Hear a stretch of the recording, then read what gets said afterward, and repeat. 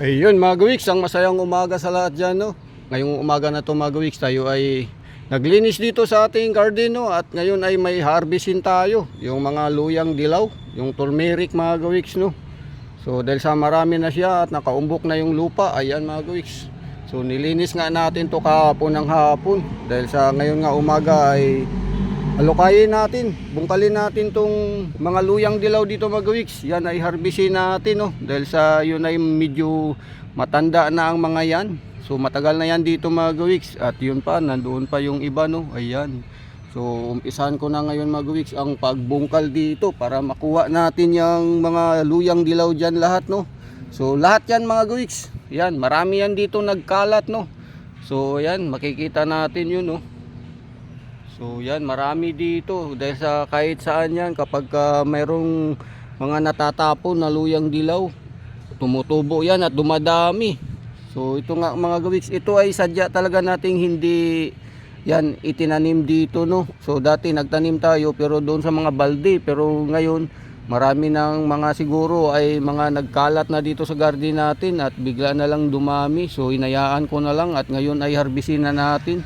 So ito yung sinasabi nilang luyang dilaw na ginagawang turmeric. So siyempre yan ay medicinal o gamot. So harvestin natin yan mga gawiks at yan ay basain natin. Babasain natin yan mga gawiks. So yan mga gawiks, yun ay ating basahin para malambot ang pagbungkal natin sa lupa, no. So yan. So bubungkalin natin tong area na to mga gawiks dahil magtatanim tayo ng gulay dito. Yan, ito ay taniman natin ng gulay para hindi sayang yung pwesto o yung lupa nakatiwangwang. So yan mga gawiks, no. Ayan.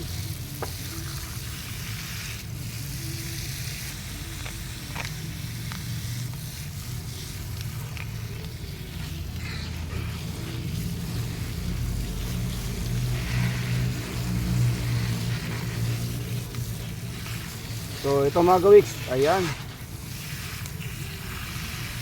Tapos ito itatanim natin para ito din ay mabuhay at magkaroon ng maraming bunga.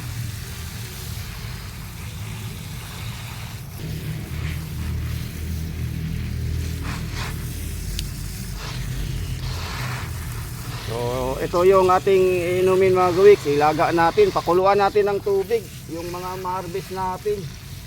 So yan.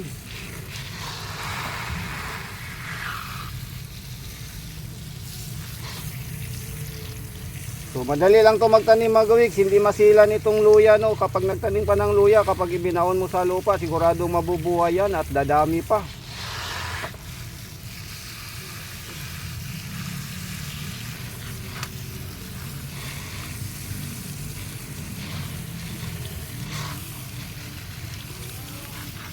So yung kukunin natin mga gawiks, itong mga ganito lang, no. Yan, yung mga bunga niya. So ito ay herbal medicine. So pwede mo tong haluan ng bawang mga gawiks, dahon ng bayabas, tapos pakuluan mo. Yan ang epektibo na medical treatment.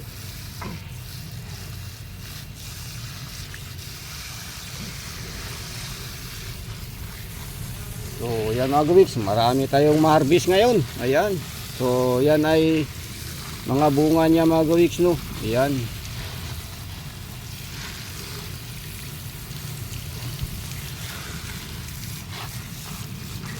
So kailangan natin tong harvestin mga gawiks dahil sa magtatanim nga tayo ng gulay, no. Linisin natin tong area na to dito.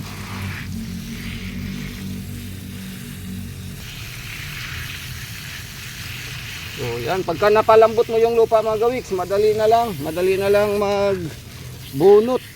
Kaya yan ay tinubigan natin ng gusto para mabilis at madali nating hugutin o bunutin.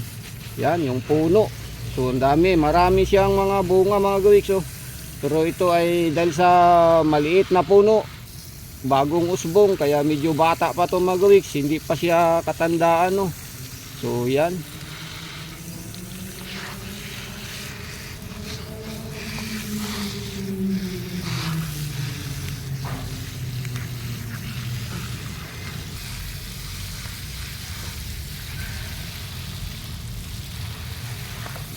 Aray.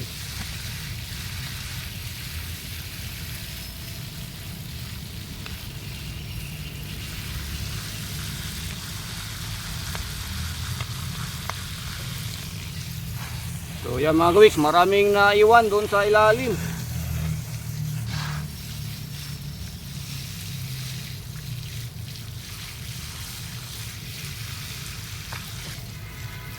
Marami sa ilalim mga kawiks na kailangan nating palukayin to. Yan.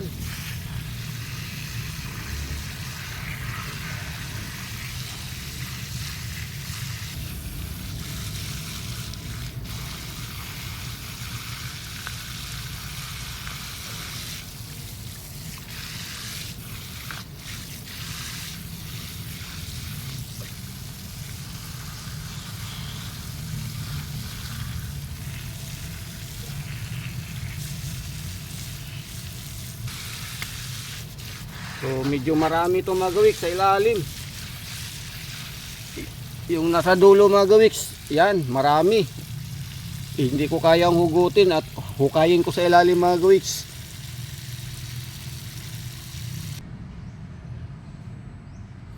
Ayan mga kawiks, kaya pala hindi natin mabunot-bunot mga kawiks. Nilinis natin yung mga lupa, no. Ang dami pala nila mga kawiks. Ayan. So kaya hindi natin mahugot-hugot ito mga kawiks. Ayan, hindi natin mahila. Ayun, naputol na. So yan, dahil sa marami pala sila, no. Yun. So yan ay atin kunin lahat to mga kawiks, hanggang sa ilalim, no. Ayan, isang pamilya o maraming pamilya yan mga kawiks.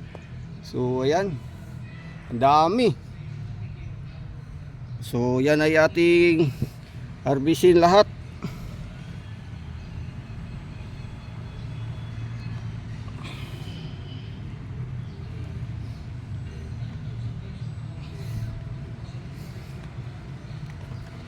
So isa-isahin natin mga kawiks, kuha.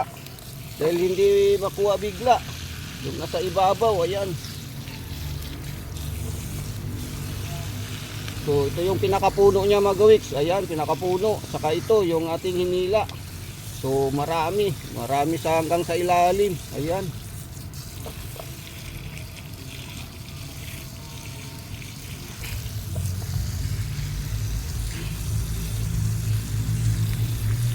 So kailangan talaga palambutin yung lupa.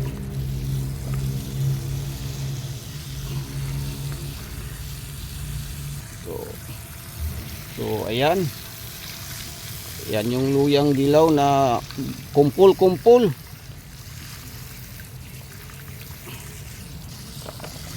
So kailangan natin talaga ubusin lahat mga kawiks.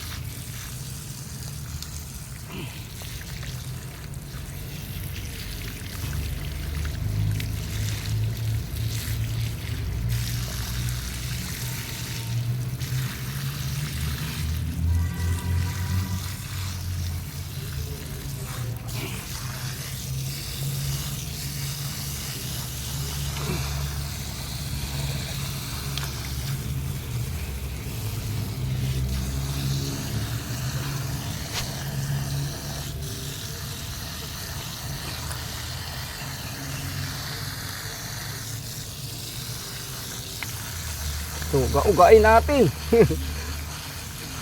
Yan. Para lumambot sa ilalim mga kawiks. Pero ang ugat niyan hanggang ilalim ng lupa, kaya mahirap.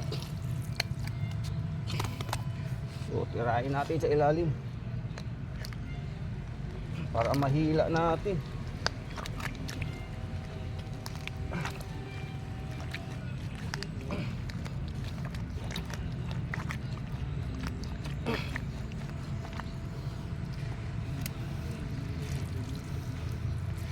So umina yung pressure ng tubig natin mga kawiks, may gumamit. So ayan. So yan ay nauga na natin, oh. So marami to.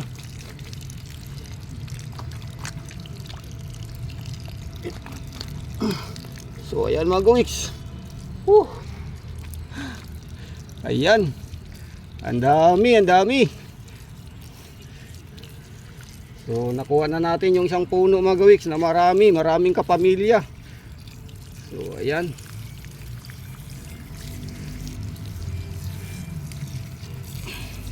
So ito yung pinakapuno niya mga gawiks. Yan, pinakapuno niya ito. Ang mga nabuhay o nagbunga, yan, sa ilalim ang dami. So 2 puno. Ayan. So daming bunga. Ayan ang mga bunga niya mga gawiks. So ayan, dami. So marami pa tayo diyang harbisin. Ayan. So ipagpatuloy ko lang to pag-harvest mga gawiks. Marami pa yan sa loob, sa ilalim. Kabilaan pa yan, kaliwa kanan. Ang nakuha natin yung bandang gitna.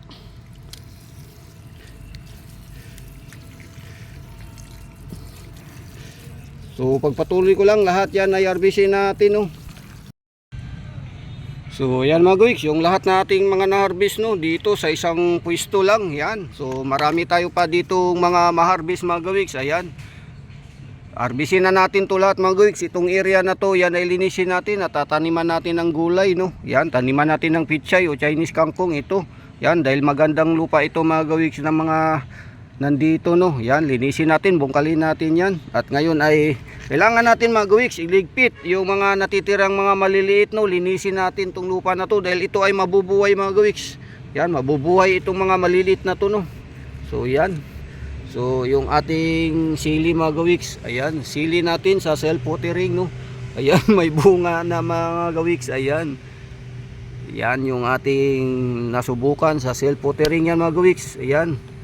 So bye bye yaho, hanggang dito na lang at muli masayang buhay sa lahat yan. Ayan, tayo ay magpakulo niyan at haluan natin ng dahon ng bayabas at bawang. Yan ay siyempre maganda sa katawan mga gawiks. Yan. So yan ang ating gagawin.